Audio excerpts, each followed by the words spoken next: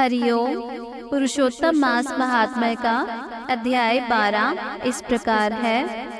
नारद जी बोले, जब भगवान शंकर चले गए तब हे प्रभु, उस बाला ने शोक कर क्या किया, सो मुझ विनीत को धर्म सिद्धि के लिए कहिए। राजा युधिष्ठिर ने भगवान कृष्ण से पूछा था, सो भगवान ने राजा के प्रति जो कहा सो हम तुमसे कहते हैं, सुनो। श्री कृष्ण बोले, हे राजन, इस प्रकार जब शिव जी चले गए तब वह बाला प्रभावित हो गई और लंबे श्वास लेती हुई बड़ी डरी और वह कृशोदरी अश्रुपात पूर्वक रोने लगी। हृदय अग्नि से उठी ज्वाला से जलते हुए अंग वाली वह तपस्विनी कन्या वनाग्नि से जले हुए पत्ते वाली लता की तरह हो गई। दुख और ईर्ष्या को प्राप्त उस कन्या का बहुत समय व्यतीत हो गया। जिस प्रकार चूहे के बिल में घुसकर आक्रमण करके सर्प उसे वश में कर लेता है, उसी प्रकार शोचनीय अवस्था को प्राप्त उस तपस्विनी बाला पर उस प्रभु काल ने आक्रमण कर उसे वश में कर लिया। वर्षा ऋतु में मेघ से घिरे हुए आकाश में बिजली चमक कर जैसे नष्ट हो जाती है, उसी प्रकार तपस्या से जले हुए पाप वाली वह कन्या अपने आश्रम में मर गई। उसी समय धर्मिष्ठ यज्ञसेन नामक राजा ने बड़ी सामग्रियों से युक्त उत्तम यज्ञ किया। उस यज्ञ कुंड से सुवर्ण के समान कांति वाली एक लड़की उत्पन्न हुई। वही कुमारी द्रुपद राज की कन्या के नाम से संसार में विख्यात हुई। पहले जो मेधावी ऋषि की कन्या थी, वही सब लोकों में द्रौपदी नाम से प्रसिद्ध हुई। उसी को स्वयंवर में मछली को वेद कर भीष्म, कर्ण आदि बहुत से राजाओं को तृण के समान कर रजमंडल दल में अर्जुन ने पांचाली को पाया।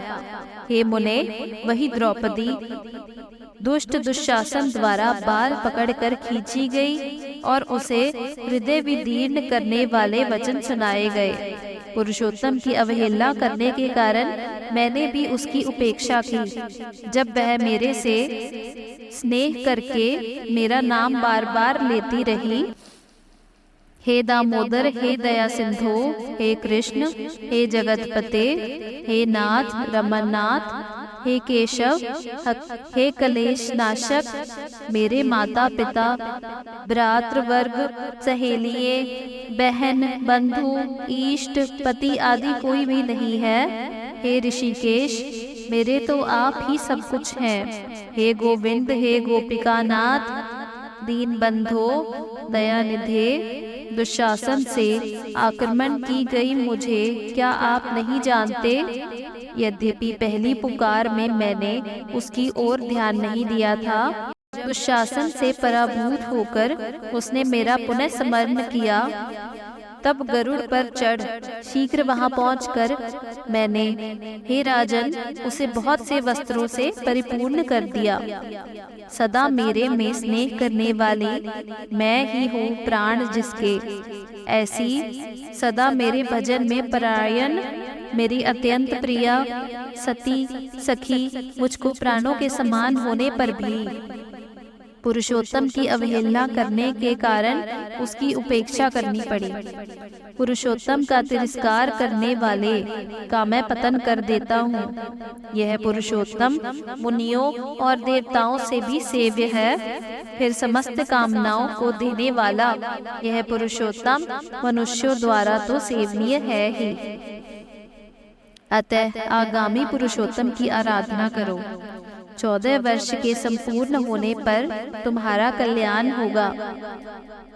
हे पांडुनंदन, जिन पुरुषों ने द्रौपदी के बालों को खींचते हुए देखा है, हे महाराज, उनकी स्त्रियों की अलकों को मैं क्रोध से काटूंगा। दुर्योधन आदि राजाओं को यमराज के भवन को पहुंचाऊंगा। बाद तुम समस्त शत्रुओं का नाश कर राजा होंगे। ना मेरे को लक्ष्मी प्रिय, ना मेरे को बलभद्र जी प्रिय, और ना वैसे मेरे को देवी देवकी, ना प्रद्युमन न सात्विकी प्रिय है जैसे मेरे को भक्त प्रिय है। वैसा कोई प्रिय नहीं है। जिसने मेरे भक्तों को पीड़ित किया उससे मैं सदा, हे पांडव, उसके समान मेरा अन्य कोई शत्रु नहीं है। उसके अपराध का फल देने वाला यमराज है, क्योंकि वह दुष्ट दंड देने के लिए भी मेरे से देखने के योग्य नहीं है। श्री नारायण बोले, श्री कृष्ण के उन पांडु पुत्र को और द्रौपदी को समझाकर द्वारका जाने की इच्छा से कहा, हे राजन, वियोग से व्याकुल द्वारकापुरी को आज जाऊंगा, जहाँ पर महाभाग वसुदेव जी, हमारे बड़े भाई बलदेव जी, हमारी माता देवी देवकी तथा गद सांब आदि और आहुक आदि यादव, रुक्मणी आदि जो स्त्रियां हैं, दर्शन की उत्कंठा वाले, वे सब हमारे आगमन की कामना से टकटकी लगाकर हमारा ही चिंतन करते होंगे। श्री नारायण बोले, इस प्रकार कहते हुए देवेश श्री कृष्ण के गमन को जानकर पांडुपुत्र किस प्रकार गदगद कंठ से बोले, जिस प्रकार जल में रहने वालों का जीवन जल है, उसी तरह हम लोगों के जीवन तो आप ही हैं। हे जनार्दन, थोड़े ही दिनों में फिर दर्शन दो। पांडवों के नाथ हरि है और तीनों लोकों में दूसरा कोई नहीं है। इस प्रकार सामने ही सब लोग कहते हैं, अतः हम लोगों की हमेशा रक्षा करें। हे जगदीश्वर, हम लोग आपके ही हैं, भूलिएगा नहीं। हम लोगों के चित्त रूपी ब्रह्मरों का जीवन आपका चरण कमल ही है। आप ही हमारे आधार हैं, इसलिए बारंबार हम सब प्रार्थना करते हैं। इन पांडुपुत्रों के निरंतर इस तरह कहते रहने पर श्री कृष्णचंद्र प्रेमानंद में मग्न होकर धीरे धीरे रथ पर सवार होकर पीछे चलने वाले पांडुपुत्रों को लौटाकर द्वारकापुरी को गए।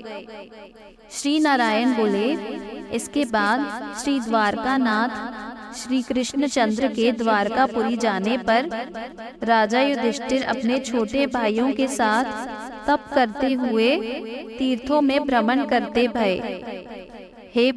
हे नारद, भगवान के प्रिय पुरुषोत्तम मास में मन लगाकर और श्री कृष्णचंद्र के वचनों का स्मरण करते हुए अपने छोटे भाइयों से तथा द्रौपदी से राजा युधिष्ठिर बोले, अहो, पुरुषोत्तम मास में होने वाले अत्यंत उग्र पुरुषोत्तम का महात्म्य सुना है। पुरुषोत्तम भगवान के पूजन किए बिना सुख किस तरह मिलेगा। इस भारतवर्ष में वह धन्य है, वह पूज्य है, वही श्रेष्ठ है जो अनेक प्रकार के नियमों से पुरुषोत्तम भगवान का पूजनार्चन करता है। इस तरह समस्त तीर्थों में भ्रमण करते हुए पांडुपुत्र पुरुषोत्तम मास के आने पर विधि पूर्वक व्रत करते भये। हे मुने, नारद व्रत के अंत में 14 वर्ष के पूर्ण होने पर श्री कृष्ण भगवान की कृपा से अतुलनीय कंटक राज्य को प्राप्त किए। पूर्व काल में सूर्यवंश में होने वाला दृढ़धन्वा नाम का राजा पुरुषोत्तम मास के सेवन से बड़ी लक्ष्मी, पुत्र पौत्र का सुख और अनेक प्रकार के भोगों को भोगकर योगियों को भी दुर्लभ जो भगवान का वैकुंठ लोक है वहां गया। हे मुनि श्रेष्ठ नारद, इस पुरुषोत्तम मास के अतुल महात्म्य को करोड़ों कल्प समय मिलने पर भी मैं कहने को समर्थ नहीं हूँ। सूत जी बोले, हे विप्रलोक, पुरुषोत्तम मास का महात्म्य व्यास जी से मैंने सुना है, तथापि कहने को मैं समर्थ नहीं हूँ। इस पुरुषोत्तम मास के अखिल महात्म्य को स्वयं नारायण जानते हैं या साक्षात वैकुंठवासी हरि भगवान जानते हैं, परंतु ब्रह्म आदि देवताओं से नमस्कार किए जाने वाले हैं। चरण तीर्थ जिनके, ऐसे गोलोकनाथ श्री कृष्ण चंद्र भी अपनाए हुए पुरुषोत्तम मास का संपूर्ण महात्म्य नहीं जानते हैं, तो मनुष्य कहाँ से जान सकता है। आगे की कथा अगले अध्याय में कहेंगे। हमारे साथ जुड़े रहने के लिए चैनल को सब्सक्राइब करना मत भूलिएगा, ताकि अगला अध्याय आप तक पहुंच सके। हरि ओम।